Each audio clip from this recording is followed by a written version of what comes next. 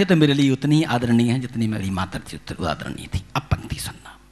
हमने कहा जो हमने किया वो पढ़ता हूं कि हम सब ने अपना मुख पहुंचा था माता के पल्लू में। हम सब ने अपना मुख पहुंचा था माता के पल्लू में, और मिला सदा सुख चैन अनोखा था माता के पल्लू में। ये पंक्ति सुनना साहब, मैंने सच्ची पंक्ति नहीं कह पाई। इस पल्लू को माताओं ने कभी न सर से जुदा किया, और पल्लू देकर मरघट का कर ताराबत ने अदा किया।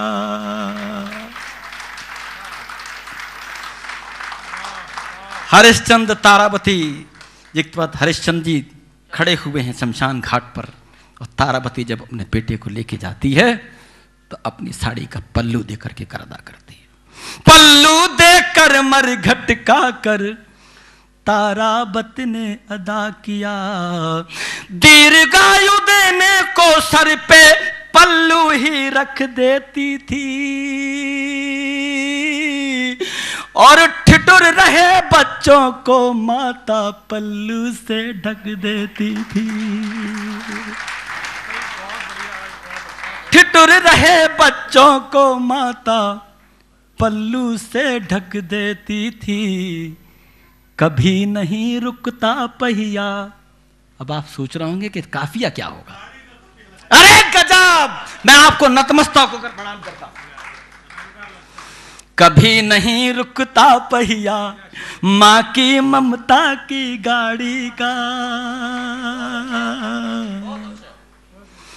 हमको इतना सुख देता था पल्लू माँ की साड़ी का।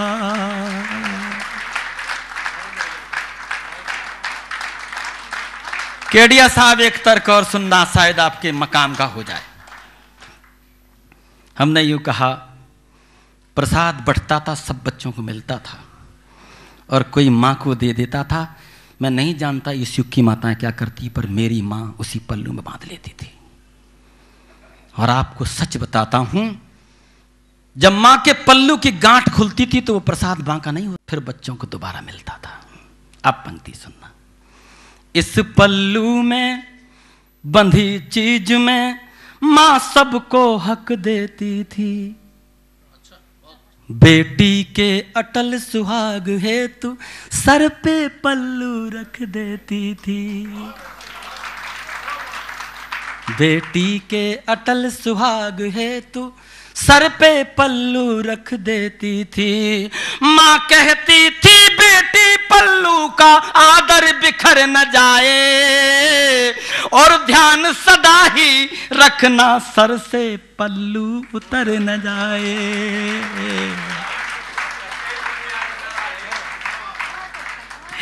ध्यान सदा ही रखना सर से।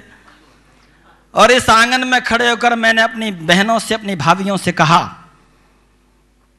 पूर्व काल में कभी ये पल्लू उतारने का मौका ना दिया गया हो, लेकिन एक निवेदन करता हूं उर्मिला जी आपकी मौजूदगी में, कि जब दिल्ली में किसी बेटी की इज्जत तार तार होती हो और दिल्ली के दिलवाले लोग एक चादर डालने की जहमत न उठाते हों, तो मैं अपनी बहन से कहता हूं, हे बहन, फिर किसी बेटी की इज्जत तार तार हो तो साड़ी उतार के देना, ब्लाउज पेटीकोट पहन के घर आना, तुझे भारत माता समझ के प्रणाम करूंगा।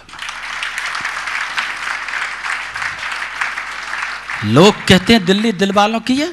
मैंने दिल्ली को लानत की चार पंक्ति दी। मैंने कहा कि आह दामिनी की सुन ली तो सबके मन हो विकल गए, घाव दामिनी के देखे तो जड़वत पत्थर पिघल गए। और ये पंक्ति कीमती सुनना, अगर लगे और विद्रूपता की ताली बजाना उनके लिए। घाव दामिनी के देखे तो जड़वत पत्थर पिघल गए, दिल वाले दिल्ली वाले तो चादर भी ना डाल सके, दिल पर पत्थर रख दिल वाले नजर बचा के निकल गए। और जब एक शख्स ने कहा कि दामिनी को समर्पण कर देना चाहिए था, मैंने आपकी तरफ से गाली देने की कोशिश की, और सच बोल पाऊं तो फिर हाथ खोलना चेन्नई का आशीष मांगता हूं। हमने उनसे ये कहा कि होता अगर सलीका तुमको, सोच नहीं हूं हेटी होती, प्राण गंवा के बहन दामिनी अग्नि पे ना लेटी होती। और पंक्ति सुनना, सच बोल पाऊं तो समर्थन करना। प्राण गंवा के बहन दामिनी अग्नि पे ना लेटी होती, और बात समर्पण वाली क्या तुम सहज भाव से कर पाते अगर कहीं दामिनी आपकी अपनी ही बेटी होती। और सच बताएं साहब, हमारी मैनपुरी बदनाम है इस बात के लिए। हम घर से जब निकलते हैं तो एक अवैध बंदूक इधर दबी होती है और 5 कारतूस जेब में रखे होते हैं, और मैं चेन्नई की धरती पर खड़े होकर कहता हूं हमारा मैनपुरी और यूपी बदनाम भले हो, लेकिन हमारे मैनपुरी के सूत्र को लागू करना, और फिर आपकी कोई बेटी छिड़ जाए तो मेरी गर्दन उतार लेना। सिर्फ इतनी सी बात कही कि अगर आपके घर में कोई होनहार सी बेटी हो, ध्यान रखें छोटी बंदूक को हमारे यहां कट्टा कहा जाता है, अगर आपके घर में कोई होनहार सी बेटी हो, बुद्धि और बल ईश्वर दे दे, किसी तरह ना हेटी हो। अब पंक्ति सुनना, कदम कदम पर खड़े भेड़िए उनसे जंग जीतने को, कर में कट्टा और कमर में कारतूस की पेटी हो। लेकिन कहा बेटियों से भी है, कोई बदतमीज हमारी बेटी को छेड़ने की जहमत तब उठाता है जब हम अपनी बेटी को 12 बजे घर से निकलने की अनुमति दे देते हैं। तब हमने यूं कहा कि संस्कार छोड़े जो तुमने मार करारी खाओगी, धारा से भटकी तो लटकी शीश कटारी पाओगी, और देर रात को घर से बाहर अगर अकेली निकलोगे, जैसे मारी गई दामिनी तुम भी मारी जाओगे।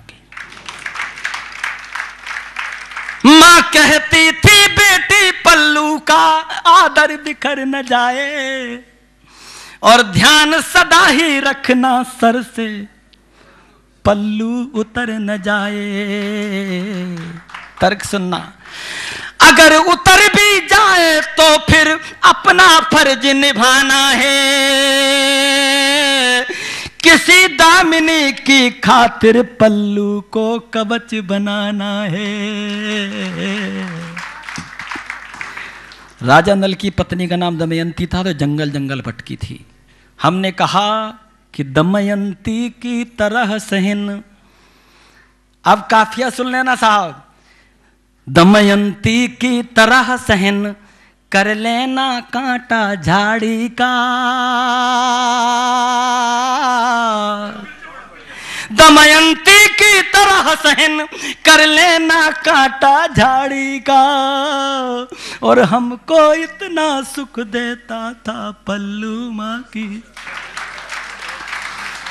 और उर्मी जी, ये 4 मिसरे आपको समर्पित करता हूं, और इसलिए करता हूं कि मैं ये सिद्ध करना चाहता हूं कि गीत केवल मेरी मां की श्रद्धांजलि नहीं है, वरन वर्तमान परिवेश में वो नहीं हो रहा है, उस गीत को इस 4 पंक्ति से कहीं तिलक करने की कोशिश करता हूं।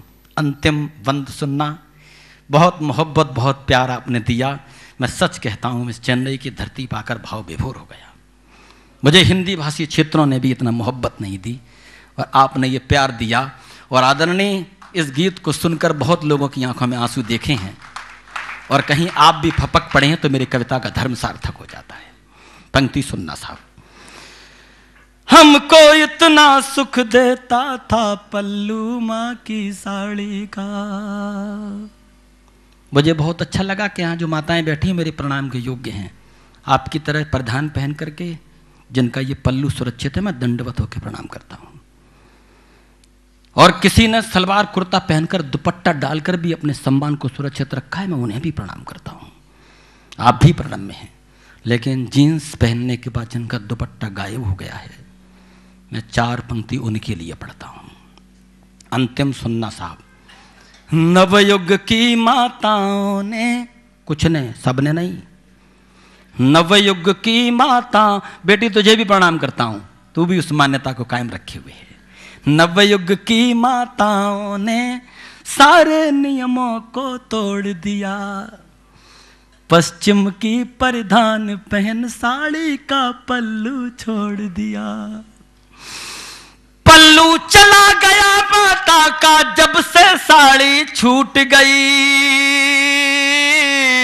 और जब ममता का लोप हुआ बच्चों की किस्मत फूट गई। 2 पंक्ति सुनना, नेह दिया दर पाया बेरिश्ते जाने किधर गए, और पल्लू छूटा प्यार गया तो कवच टूट के बिखर गए। और इस काफिये पर पूरे आंगन का समर्थन मांगता हूं। हमारे यहां एक वृक्ष कहा जाता है ताड़ी का, जिससे ताड़ी उतरती है। तब हमने यूं कहा, और बहुत ऊंचा होता है, कि इतनी दूरी हुई कि जितनी रिश्तों में, इतनी दूरी हुई कि जितनी दूर लगा फल ताड़ी का,